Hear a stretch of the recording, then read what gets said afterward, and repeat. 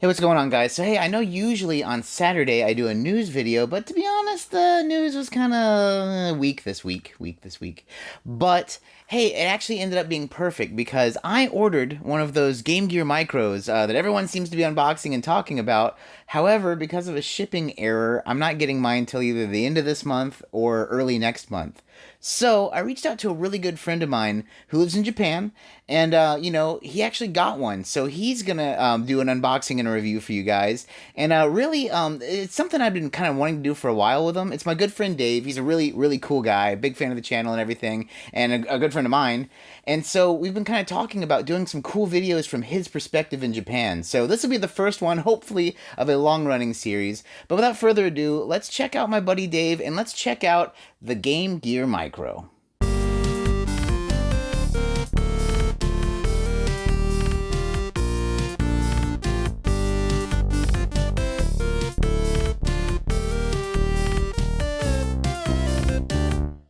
Jajan! Game Gear Micro no Hanashi e yokozo. Welcome to the Game Gear Micro review discussion. I'm not really sure what to call this video yet because it's more of very detailed, mixed with nostalgia, and talking about what this means for Sega going forward. I talked with Wolf about making videos for his channel, and he said, look, whatever you choose, make sure it's something that you're very passionate about. And I've got to say, I'm very passionate, very happy with, and really wanted to just kind of gush and talk about the Game Gear Micro.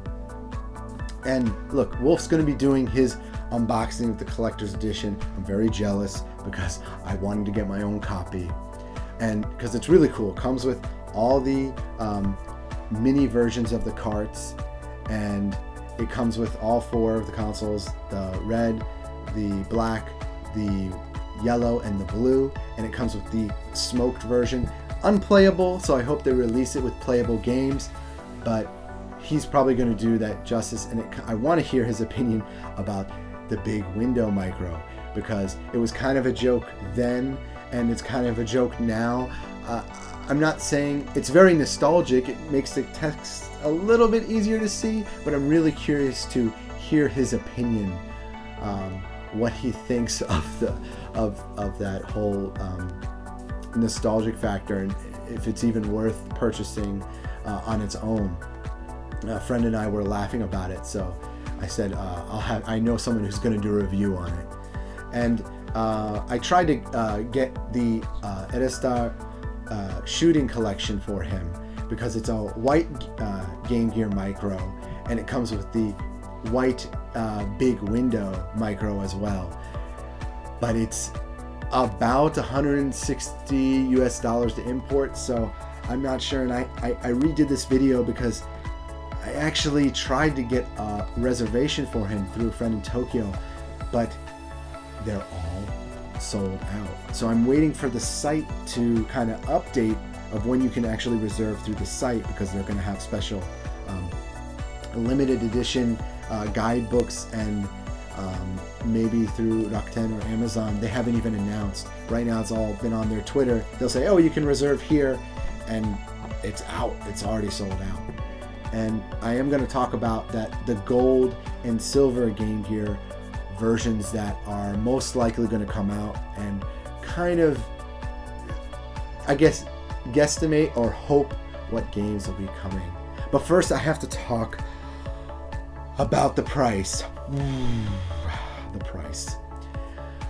5,000 yen. Wow. This was kind of a shock to me, and my major point of contention. Sega doesn't get a pass, but I do understand why. And I think it's because Sega is copying the kind of trend that was going on. You know, they recently re-released the Digimon Digivice, and it was, when I was a kid, it was 12,000 yen, but now it was 4,000, 5,000 yen. And they have a premium version that's almost about $100 US if you're going to import it. Very expensive. So I just, they copied that. And then recently they had the Evangelion Tamagotchi, and that was you'd think, oh wow, this is cool, I was ready to get it, but it was basically $30 US, and I just couldn't justify it. So Sega's just copying this trends, and this time I could justify getting the black version. And it's a shame because I think that this was really a missed opportunity, because when, you know, toy stores are still a big thing in Japan. We still have Toys R Us. There's a toy shop named Kodera down the street from me. You can go into a 7-Eleven, a Gust, or a Sushiro, and you can play a gacha machine for 150 yen, or buy a toy at the counter from anywhere between, you know, 300 yen to 10 yen, and you get, you know, one of those. Remember those old machines that have like the pixel dot versions, and they kind of have, it's kind of like blocks. They have like Tetris and maybe like racing, but it's very simple. But a lot of times that's the introduction for kids into gaming, and this would have been a really cool opportunity for Sega to introduce, you know, their characters, their franchises. You know, most kids don't know who Sonic is. They don't know who Aruru-chan is. They don't know Shining Force. They don't know Phantasy Star. They don't know even Space Harrier or Outrun. And I think this is an opportunity. I think maybe they could re-release this in some form, maybe with one game as a keychain or something. It'd be really cool to see that. I just think that's the biggest misstep. And it's funny, I didn't even own a Game Gear growing up. It was my first portable console, and my cousins are probably going to laugh about this because they don't know about all of it, but I actually used to go ride up with my mother 4 times a year to visit them. And when I was there, I would actually, before I would go, I would bug my mother. So, please, can we go to the store and get some batteries?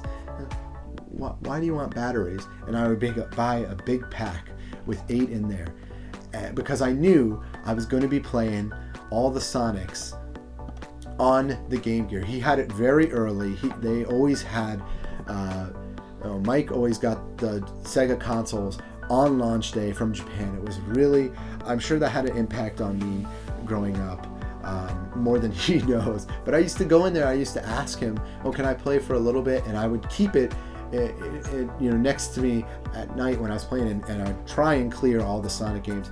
Triple Trouble gave me some trouble, but yeah, I think that this game, you can't not talk about this and talk about nostalgia, and that's where I'm going from there. And now I want to just kind of open this up again. I already put a lot of hours into it, but I want to kind of give my more detailed opinion on it, and more in-depth that I think some other channels maybe haven't talked about. So let's go do that, and then I'll talk about one more thing when I come back here. All right, so let's go ahead and reopen this up. I already put a lot of hours in, like I mentioned before. I love the box. It's cardboard, so it can get worn pretty easily, but I really like this box, so I'm trying to save it. I especially like the Shining Force Edition box, because I love the art from that series. So every Game Gear Micro comes with the same thing, an instruction manual and the actual Game Gear Micro itself. And it's packaged pretty well, actually. I was really happy with that. And I'm going to talk about the quality first. The plastic is actually very nice quality. I was surprised. It doesn't seem like it's going to get scratched easily. I will say that I'm probably going to go ahead and buy what do you call it, like filter or something, kind of like what I have for the Switch, where you put like a screen over, this Game Gear section, because this tends to attract, whatever material this is, tends to attract dust very easily. And as you can tell, it's very, very authentic. You know, names of the fake cart with the names of the games inside. I just want to show real quick. It's a little bit of a pain to get this off, just kind of like the original, but I put batteries in already. Let's see if I can get it. Oh no. Yeah, there we go. So you gotta kind of pop it not slide it, and I was trying to do that the first time I got it too. So you would think it would slide in, but it actually pops in. Their batteries are fit very snug. I'm gonna talk more about the batteries in a second, but yeah, the D-pad here, it's pretty good. You have to be a little bit stronger with it than you would think. It was a little scary at first. The buttons too, very nice actually. I actually really do like the buttons. I guess for games that require a lot of heavy mashing, it could be you could accidentally press something, but I didn't really run into it much. The biggest problem I have, I'll actually give an example of it, is the start button. Not for pressing start, but for save stating. For whatever reason, this button, when I need to save state and I press it, it usually doesn't work. It's really rather frustrating. So that's the one button that was annoying. It doesn't come with a cord, but yeah, pretty much this is the same charging cable as like a PS3. Nice phone adapter, I tested it. The audio is very nice on the system. So here, I'll boot it up now, and let's zoom in. So it actually has a little bit of a boot up screen.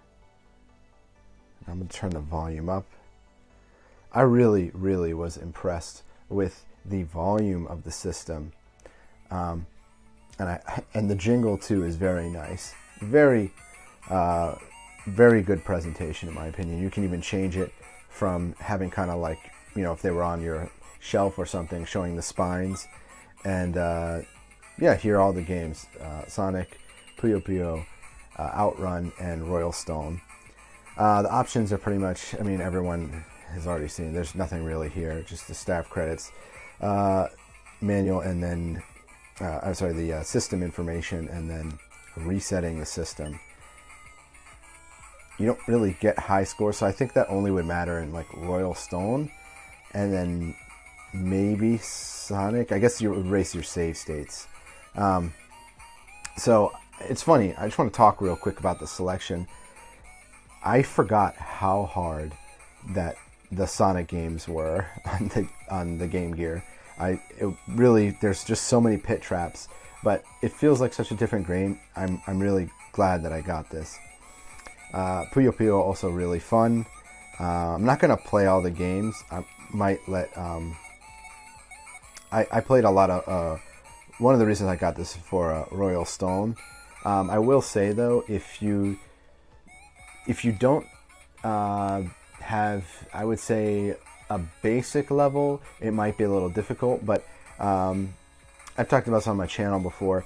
It's mostly in hiragana and katakana, so shouldn't be too hard to like slow play through or something. If you're trying to learn Japanese, might be fun for you. But the game overall really impressed me. I'm putting a lot of time into Outrun just because this version is a lot of fun. So, and again, you just press start to start. The buttons are very responsive.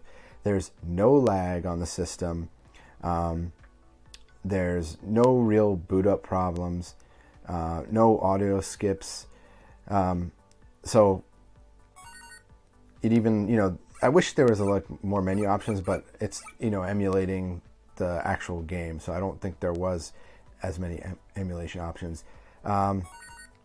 So, you know, for example, pretty good right here. Like, you know, music, you can see the colors are absolutely fantastic. The game in general is just very responsive. You can see, I don't know if you can see my finger right now, but, you know, I'm not having any trouble controlling it. And I've got pretty big fat hands, so I was happy with that. Outrun is a pretty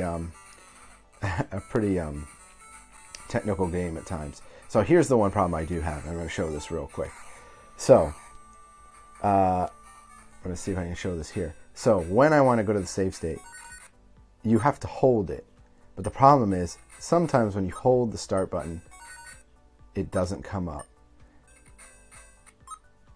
And then, so that can be a little bit frustrating, but you have the options to save state, load a state, and then adjust the brightness. And it's very good in that regard. I was impressed. You get 4 slots as well.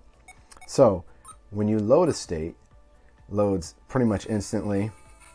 And yeah, I was just overall really impressed with the colors and the overall presentation of the system. I don't think they cut any corners. So let's see if I can get this here. I'll play it like a little bit of Outrun. But so one other thing I wanted to mention is I put AA batteries in, and one nostalgic thing that might be a little bit frustrating is the battery life is almost identical to the original GameGear.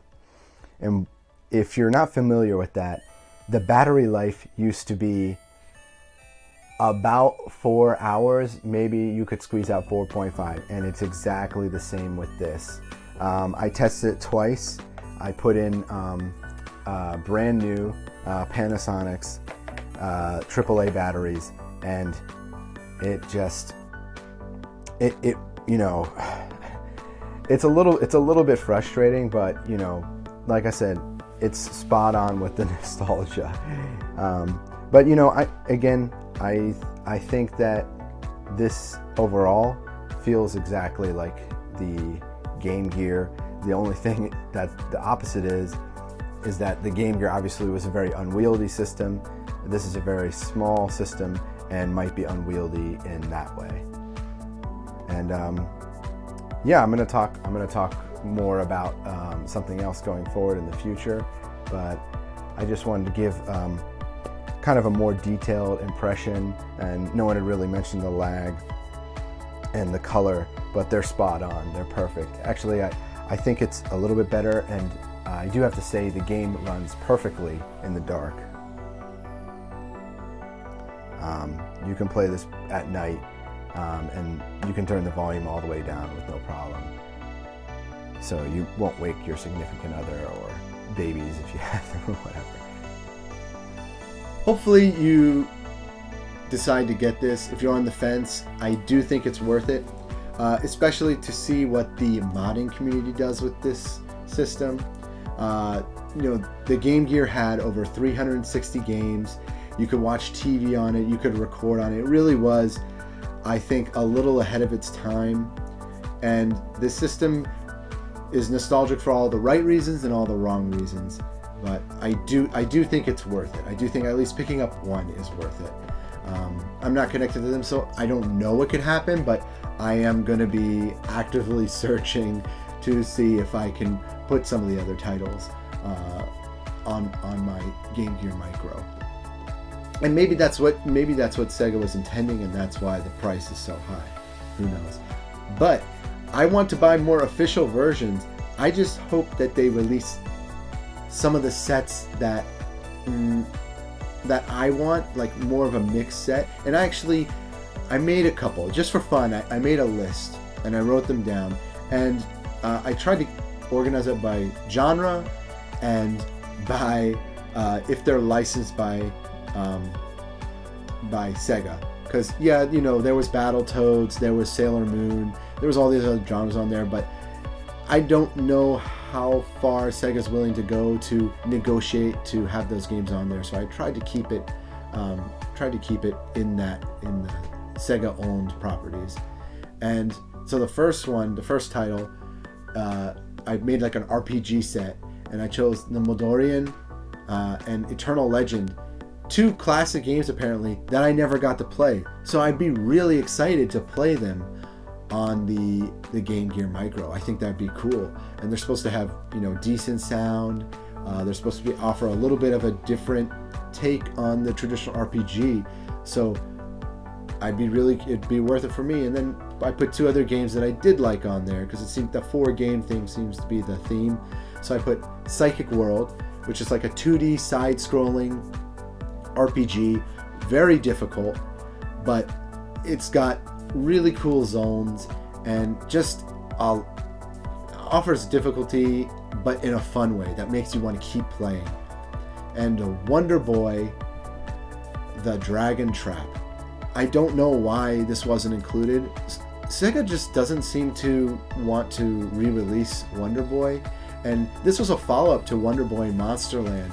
So it's a good game. It's really a good game, and I think it deserves to be played, and the GameGear version holds up. So that's my RPG set, and I made a Sega Love set. Maybe they'll release this under the gold card. I put Rystar on there because the GameGear version is just as good as the Mega Drive version.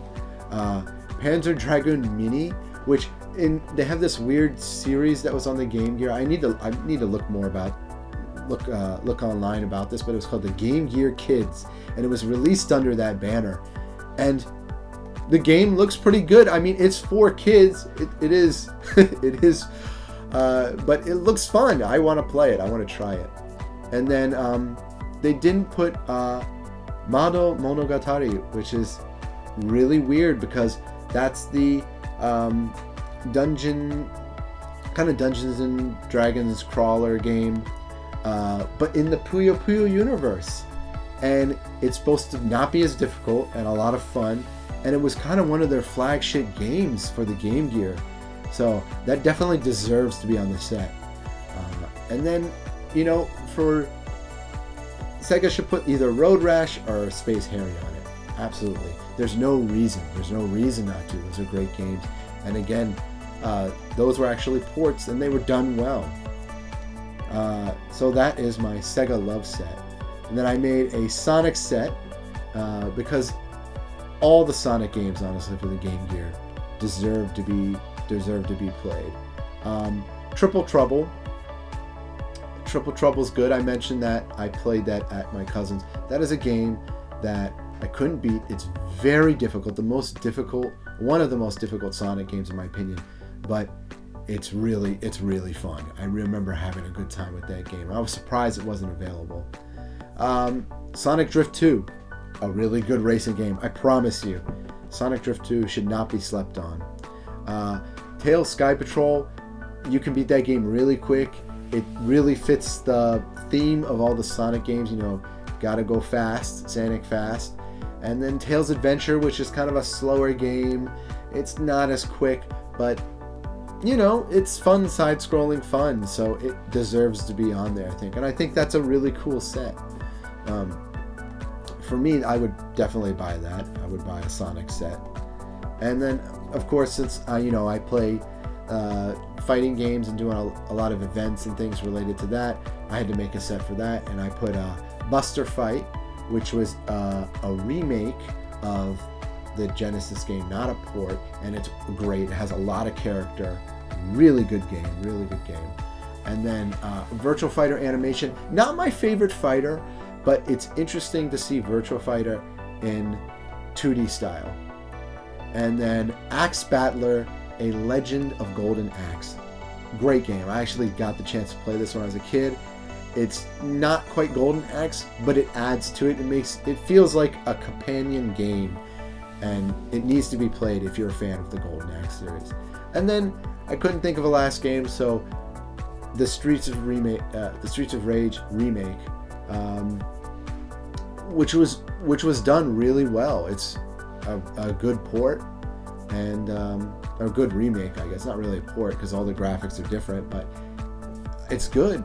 It's good, and the sound's good too. So yeah, that's my list for, like, if I had to choose like 4 sets. What do you guys think? What 4 games would you put on a set? I really want to hear, and I really want to. Maybe there's Game Gear games I never got to play. Try and keep it Sega related, because obviously, like I said, there are many games that were released or from other companies that now I think it might be a little bit difficult to get released on the Game Gear. But yeah, what are the Game Gear micros you want to buy?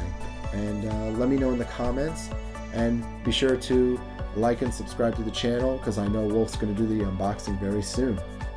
Thank you to everyone for watching, and thank you to Wolf for letting me come on his channel and make videos now and in the future. And I just want to plug real quick, if you want to talk more about games with me, you can follow me on Twitter, Twitch, and YouTube at DBCADE, and I'm happy to talk about games pretty much anytime. I'll try and keep it shorter.